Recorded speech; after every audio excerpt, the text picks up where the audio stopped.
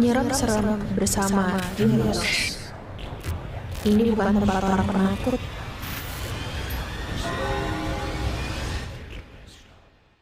Selamat datang di Nyeram Serem, bikin merem. Hi, serem. Halo guys, ketemu lagi. Gue Gina Eros, biasa dipanggil Geros. Dan hobi gue bacain cerita horor dari kalian. Kali ini gue akan bacain beberapa kiriman cerita dari kalian nih. Pengalaman-pengalaman kalian yang ditambah ada video dan fotonya. Beberapa foto ada penampakannya guys. Dan beberapa video bahkan kalian bisa denger suaranya. Jadi mendingan kalian siap-siap dulu dari sekarang. Tapi sebelum gue bahas ceritanya, gue mau mastiin dulu nih, kalian udah subscribe belum ke channel YouTube gue? Kalau belum, subscribe dulu nih, gue kasih waktu. Udah? Oke, balik lagi. Dan juga kalau kalian nanti abis nonton video ini gabut, bisa banget cek TikTok gue dan IG gue. Di sana banyak banget cerita horor lainnya yang gak kalah bikin kalian merinding. Oke, langsung aja kita bahas penampakan setan di foto atau video dan merinding rame-rame.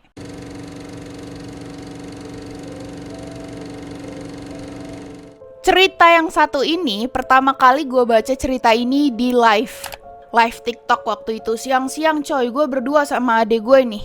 Awal bacanya masih fine-fine aja, tapi kakaknya ini ngirim foto, yang dimana fotonya tuh lumayan gelap. Pas gue naikin brightness-nya, teriak gue, kaget banget coy. Jadi gini ceritanya. Ini cerita dikirim sama Kak Hafid nih, DM-nya. Jadi dia tuh setiap pulang kerja di jam 22.30 itu pasti udah mulai video callan nih sama doinya, pacarnya. Visi ya ngobrol-ngobrol biasa aja tentang kerjaan sampai cerita horor. Nah, waktu itu video callnya itu berjalan normal kayak biasa, nggak ada hal-hal yang aneh terjadi. Tapi pas di jam 12 tepat jam 12.30 malam tuh, doi mulai ngantuk. Pacarnya Kak Hafid nih udah mulai ngantuk dan bilang dia mau tidur. Seperti biasa, doinya Kak Hafid ini kalau mau tidur itu nggak matiin lampu kamarnya guys. Jadi ditemenin lah tuh sama Kak Hafid tidur sampai doinya udah ketiduran. Video callannya belum mati juga karena Kak Hafid juga belum tidur, masih swipe TikTok katanya dan nonton YouTube. Nah, disinilah mulai kejadian anehnya guys. Jadi HP-nya pacar Kak Hafid itu ngadep ke langit-langit guys, dimana ruangannya itu kan gak dimatiin lampunya, jadi terang gitu. Kak Hafid nih masih bisa lihat langit-langit dari kamar pacarnya ini. Terus tiba-tiba gelap tiba-tiba seketika, kayak ditutupin sesuatu. Dan kedengeran suaranya itu kayak gerasak gerusuk gitu. Awalnya Kak Hafid mikir, oh mungkin doinya kebangun, jadi dia diem aja tuh. Tapi di sini yang bikin kaget nih, Kak Hafid bilang divisinya doi itu kayak ada yang ngintip. Padahal semuanya hitam, tapi Kak Hafid masih bisa ngelihat kayak ada yang ngintip. Awalnya jelas banget bentuknya mata dan rambut yang ngintip divisinya doi. Mukanya juga pucat banget. Aku awalnya gak mikir apa-apa sih, tapi jadi merinding. Makin aku perhatiin, mata yang muncul itu makin buram. Aku sempat screenshot juga. Nih fotonya guys. Lu bisa lihat di situ tuh. Kalau brightness-nya nggak dinaikin nih, itu masih kelihatan tuh ada mata emang di tengah-tengah tuh. Sama ada kayak bayangan-bayangan di pinggirannya dan di antara matanya. Tapi kalau brightness-nya lu naikin, jenggreng, jelas banget kan. Itu mata bahkan ada dua. Yang paling depan itu matanya bahkan merah loh. Bisa kelihatan nggak? Merah. Dan belakang matanya ada mata lagi yang lebih kecil, kayak posisinya tuh di belakang. Terus yang di pojokan atas itu tuh kelihatan guys bentukan muka dan pucat. Gila, gue pertama kali lihat ini langsung teriak, bener-bener kaget. Dan kenapa ini semuanya bisa hitam padahal lampunya nggak dimatiin? Itu karena ditutupin sama rambut dari makhluk yang lainnya. Jadi di foto ini tuh ada 4 guys. Yang pertama itu yang depan, paling depan nih, matanya yang paling gede yang merah. Yang kedua yang di belakangnya. Yang ketiga yang di pojokan atas. Dan yang keempat itu cuma rambutnya doang yang menutupi semuanya sampai gelap. Merinding gak lo? Setelah itu gue ngobrol-ngobrol dong nih sama Kak Hafid kan. Gue izin juga nih sama Kak Hafid pengen nyeritain ceritanya. Kak Hafid bilang, Kak sebenarnya ada lanjutannya ceritanya. Tapi dia izin dulu sama pacarnya. Waktu dia selesai izin, dia bilang sama gue, kayaknya nggak boleh deh Kak untuk diceritain karena pacarnya ini dapat bisikan atau vision dari mereka untuk ngelarang diceritain gitu. Karena takut terjadi apa-apa nih sama pacar Kak Hafid dan Kak Hafid juga. Gue mah iya aja kan, gue kan cuma penerima cerita nih. Gak lama setelah itu akhirnya Kak Hafid memutuskan untuk cerita. Dan tentu saja dengan izin pacarnya. Jadi, ada asal-usul dari dibalik siapa yang muncul di video itu. Gue bacain nih ya. Maaf Kak, doi saya izinkan lagi buat lanjutin. Jadi pacar saya itu indigo, dia punya temen yang gak kelihatan. Kebetulan juga saya sudah gak kaget tentang hal mistis Kak. Saya bisa merasakan pas disentuh sama makhluk goib, tapi saya gak bisa lihat. Jadi yang nampak di feed call pacar saya itu temen doi Kak. Doi kasih tahu saya, kalau si temennya ini pengen kasih lihat biar saya percaya kalau pacar saya punya temen yang gak kelihatan. Jadi awalnya Kak Hafid ini gak percaya kalau pacarnya ini punya temen gaib guys. Bahkan Kak Hafid gak percaya juga kalau pacarnya ini anak indigo. Dan makin sering deh interaksi sama teman-temannya dengan cara temannya bisa pakai HP pacar saya. Jadi kalau interaksi by chat, mungkin banyak yang gak percaya, tapi itu yang terjadi sama saya. Itu bukti video saya kirimkan. Video ngadep ke langit-langit kamar, tapi itu saya lagi chatan sama salah satu teman pacar saya. Di video itu sebenarnya durasinya panjang, takut temen doi tersinggung. Jadi saya crop Kak, tolong nama pacar saya disensor Kak. Nah ini video yang Kak Hafid kirimin nih.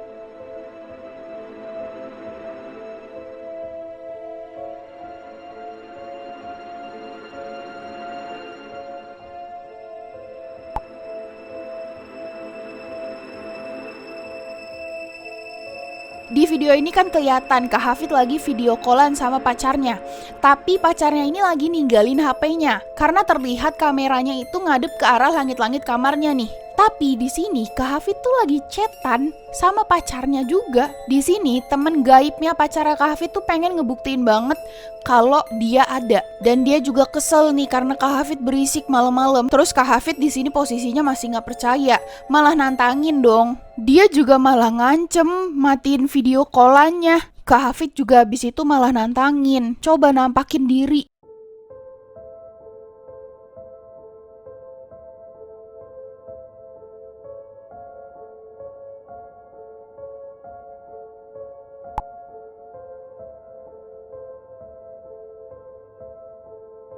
Tuh lihat, mereka lagi chatan guys. Bagi kalian emang beberapa mungkin gak percaya ya guys kalau mereka tuh bisa menggunakan gadget kita. Tapi gue sendiri ya percaya, karena gue sendiri ngalamin hal yang sama. Makhluk yang di rumah gue gunain HP gue sendiri untuk ngefoto adik gue lagi tidur berkali-kali. Nah kalian bisa nonton video itu di sini, oke? Itu pengalaman pribadi gue semua tuh yang gue ceritain. Dan bukti foto-fotonya semuanya ada di situ. Tapi nontonnya habis gue cerita ini ya.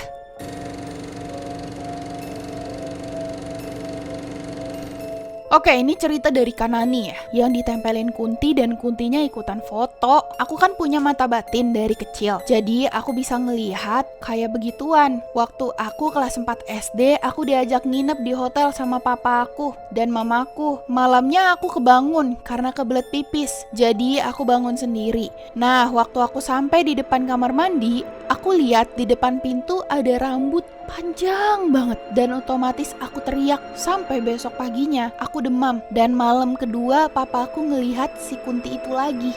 Jadi kayaknya keturunan ya, papanya juga bisa ngelihat. Lagi duduk di pohon belakang hotel. Dan besok paginya kami pulang ke rumah. Nah dari situ aku ketempelan 1 minggu kemudian. Aku lagi foto sama kakak sepupu aku. Tiba-tiba aku ngeliat di jendela kayak ada muka perempuan. Aduh gue merinding. Kebayang fotonya coy. Terus aku bilang sama kakak sepupuku, kok bisa ada muka di belakang jendela? Aku masuk untuk lihat-lihat, mungkin ada orang. Dan ternyata gak ada orang. Ternyata itu adalah muka Mbak Kunti yang selama ini ngikutin aku. Oh coy, sumpah. Lu tahu gak sih kalau merindingnya tuh jalan tiba-tiba ke ubun-ubun lu itu? Ini yang lagi gue rasain, soalnya ini bener-bener serem banget. Jelas gitu Kuntinya, gue sampai sekarang pun kebayang. Udah lanjut dulu. Dan semalam aku kebangun karena dengar suara perempuan nangis. Terus aku lanjut tidur karena aku tahu itu bukan manusia. Pinter, Kanane pinter. Lalu aku tutup mata dan telinga. Suaranya makin keras. Aku bilang jangan ganggu saya, dan dia ternyata menjawab perkataanku. Dijawab. Gue mau nangis dah. Dia bilang, saya kesepian. Lalu kembali menangis. Aduh ya Allah, merinding. Saya memutuskan untuk menyuruh muncul di depanku. Dia langsung muncul. Setelah dia muncul, aku bertanya kepadanya, memang nama kamu siapa? Dia bilang nama dia Dina. Cuma beda G sama gue. Nggak usah disamain. Aku menyuruhnya untuk memperlihatkan mukanya. Lalu aku menatap matanya. Aku melihat masa lalunya. Dia meninggal karena ada seseorang yang sengaja nabrak dia sampai dia kehilangan nyawanya. Dan setelah ketabrak, dia dikubur di bawah pohon bambu. Jujur merinding banget. Dan ini fotonya, kalian bisa lihat sendiri. Ini foto Kanani sama sepupunya itu di depan jendela. Kita zoom dulu nih ke arah jendela. Kelihatan? Kelihatan, ini brightness-nya nggak usah dinaikin, udah kelihatan guys, jelas banget. Lihat kan muka, mata, hidung, dan gue masih lihat, dan gue bisa lihat senyum tipisnya. Mukanya itu putih, pucat, dan juga kelihatan loh rambutnya sampai bawah panjang. Kelihatan kan guys? Untung aja matanya nggak kelihatan, bentukan matanya jelas ya, cuma hitam doang matanya gitu. Jadi ini positif, emang Mbak Dina ini lagi narsis pengen ikutan foto. Aduh ya Allah, gue merinding banget coy. Gimana dong? Ini baru cerita kedua. Bisa segitunya ya ketempelannya. Semoga aja Kanani udah bebas nih dari Dina yang kesepian. Oke, lanjut.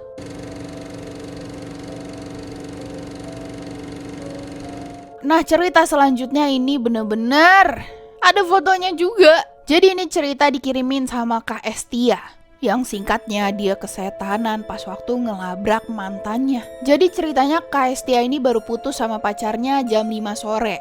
Dia akhirnya mutusin buat keluar dan nyari mantannya. Pas tahu ternyata mantannya ini lagi ngejemput cewek lain. Yang notabene cewek ini udah punya masalah sebelumnya nih beberapa kali sama Kak Estia.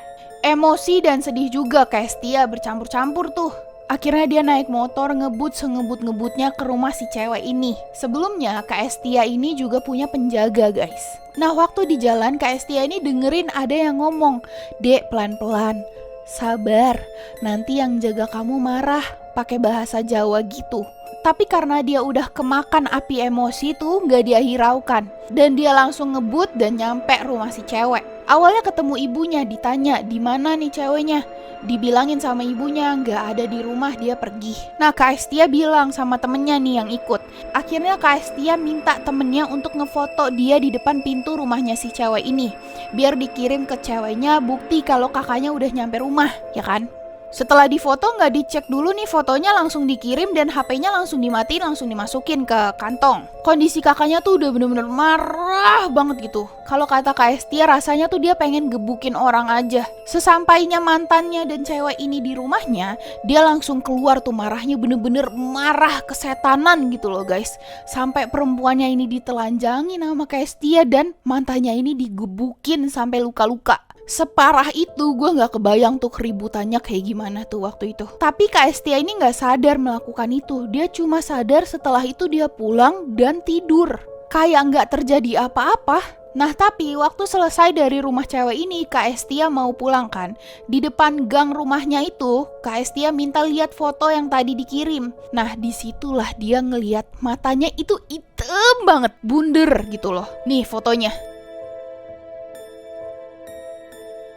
Lihat, kayak apa ya, gue gak bisa ngasih contoh juga, pokoknya matanya hitam. Itu hitamnya di posisi mata loh guys.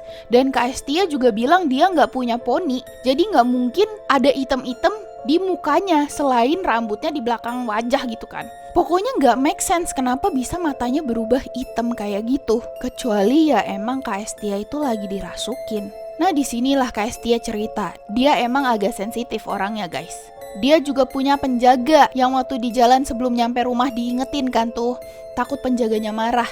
Dan bener aja, si penjaganya Kak Estia ini malah makin marah. Saking Kak Estia ini dibilangin gak bisa gitu loh, bebal banget. Karena udah kemakan api emosi juga. Dan penjaganya Kak Estia ini ngebiarin Kak Estia gitu aja gak dijagain. Kak Estia juga bilang, emang suka keluar kayak gitu. kalau dia lagi marah. Nah gue gak paham nih maksudnya keluar kayak gitu.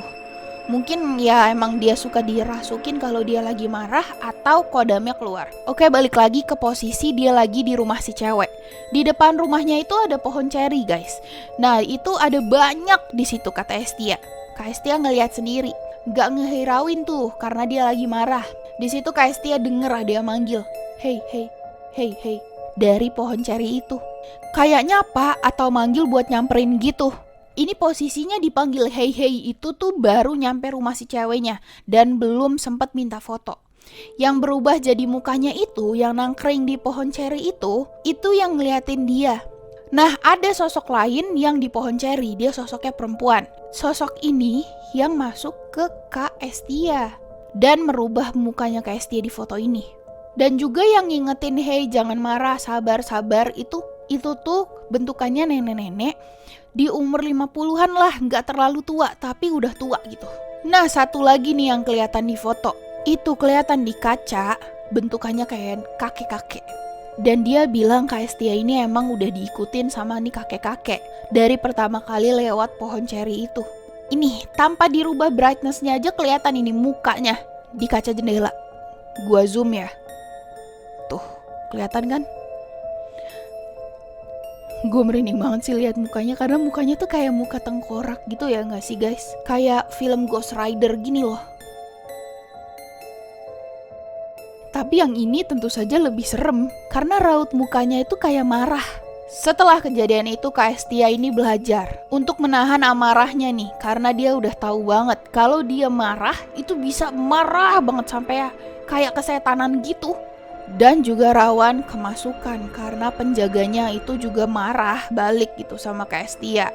Nah sebenarnya Kak Estia punya banyak cerita lainnya karena tiap hari dia digangguin. Apa gua undang aja kali ya ke Nyoror by Phone, biar Kak Estia cerita langsung nih keseharian dia digangguin sama makhluk gaib. Menurut kalian gimana? Komen ya di bawah.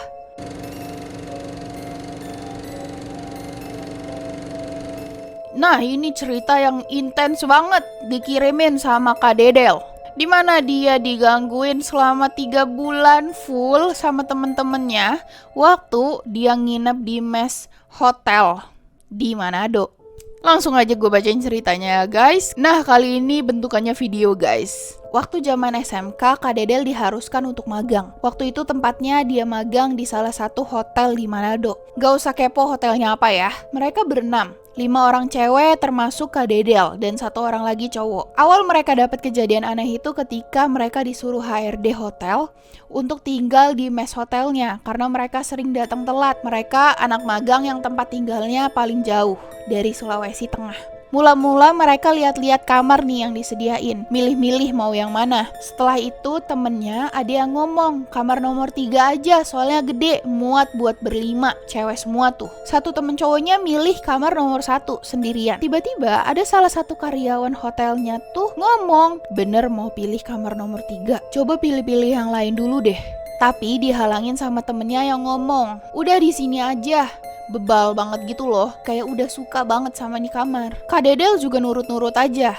Karyawan yang tadi itu nitip pesan ke mereka, sering-sering disolatin ya kamarnya, dan sering-sering bakar-bakar karena bagus, ada asap. Setelah dibilangin kayak gitu mereka makin kayak, wih apa ini? Kaget gitu kenapa ngomongnya begitu. Hari pertama mereka pindah, beres-beresin barang-barang dan bersih-bersih. Di mes itu bener-bener mereka cuma berenam, gak ada lagi yang tinggal di situ selain mereka.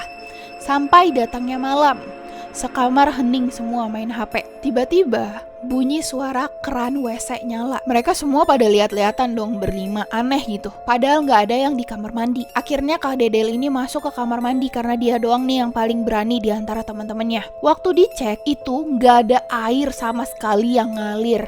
Dari situ mereka udah mulai merasa ada yang gak bener nih, tapi masih berpikir positif dan milih untuk tidur. Alhamdulillah malam itu tidak ada kejadian apa-apa. Tapi gak sampai di situ doang, mereka bener-bener diteror terus-terusan setelahnya. Macem-macem bentuk teror, kayak orang main bola di lantai 3, terus ada yang mainin telepon umum deket tangga, dan dorong-dorong meja. Pokoknya bener-bener diteror setiap hari, tapi cuma dalam bentuk suara. Mereka bener-bener modal berani aja tuh tinggal di situ, pura-pura berani. Suatu malam temen cowoknya ini tiba-tiba ngetok pintu mereka dan minta untuk tidur di sana aja. Mereka tanya kenapa, katanya dia lagi tidur. Tiba-tiba dindingnya itu kayak dipukul keras banget sampai dia kaget dan kebangun. Akhirnya ketakutan dan minta pindah ke kamar cewek-cewek. Akhirnya dibolehin tuh sama mereka karena dia juga, kalau kata Kak Adele, dia lekong.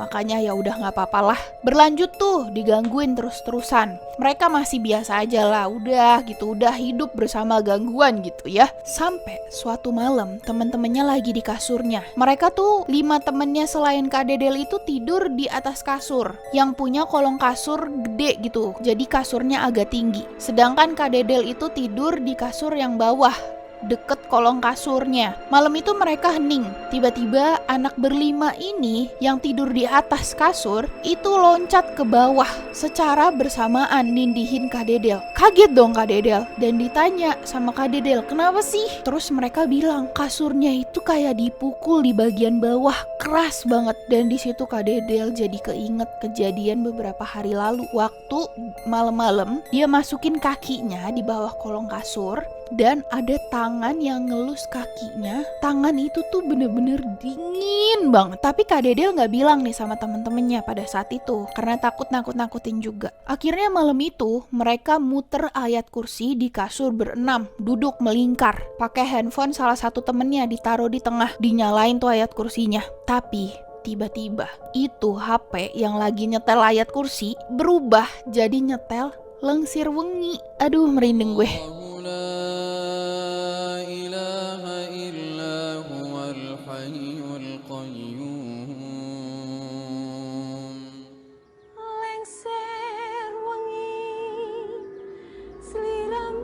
Waktu itu Kak Dedel yang pemberani aja udah mulai ketakutan karena temen yang punya HP ini tuh sampai sumpah-sumpah bawa nama Allah kalau dia tuh gak punya lagu Lengsir Wengi di HP-nya. Akhirnya mereka minta pindah ke lantai 3 dan setelah itu gangguannya udah gak banyak karena mungkin mereka udah adaptasi dan berdamai sama makhluk yang di sana, itu kata Kak Dedel. Sampai akhirnya udah mau selesai magang nih mereka beres-beres mes semua kamar dan salah satu temennya itu ada yang ngeliat wujud makhluk yang sering nakut-nakutin mereka. Wujudnya itu, aduh gue merinding, gue belum bacain tapi gue udah merinding soalnya gue udah kebayang. Wujudnya itu perempuan pakai baju gaun pernikahan putih. Jadi kayak pengantin gitu loh. Tapi untungnya mereka karena udah biasa banget digangguin pas ngeliat itu ya udahlah gitu. Selesai mereka beres-beres dan malam tiba mereka bakar-bakar barang-barang yang gak kepake. Di videoin tuh sama mereka buat kenang-kenangan. Videonya durasi 5 menit. Salah satu temennya mau up story jadi kepotong 15 detik. Pas di potongan 15 detik itu dia denger ada suara rintihan kayak kesakitan yang bener-bener histeris suaranya. Nih gue langsung kasih tunjuk.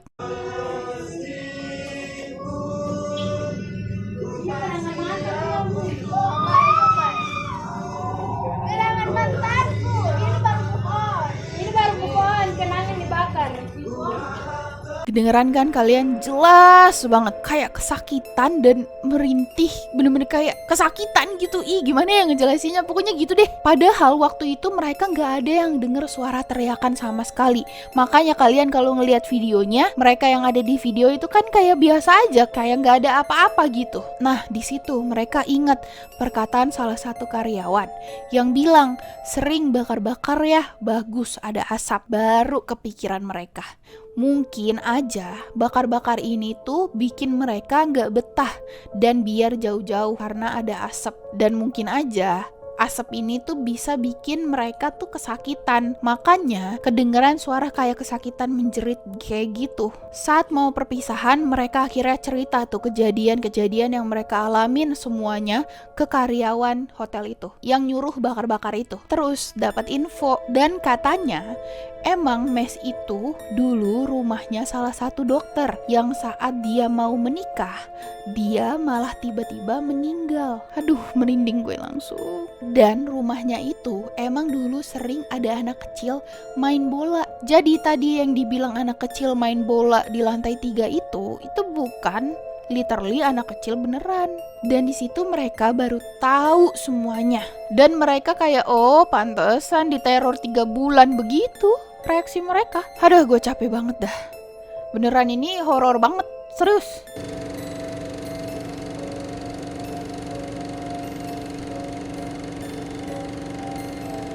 Keempat cerita ini adalah cerita yang berhasil bikin gue bener-bener merinding.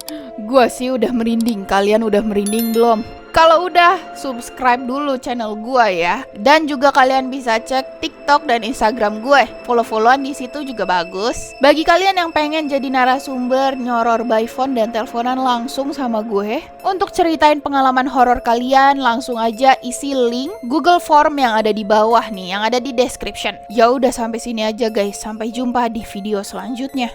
Bye. Subscribe dan nyalain notifikasi buat dapetin konten horor lainnya. Juga like and share video ini ke teman kalian yang bukan penakut. Cek TikTok dan IG gue di sini ya. Nggak merinding, nggak seru.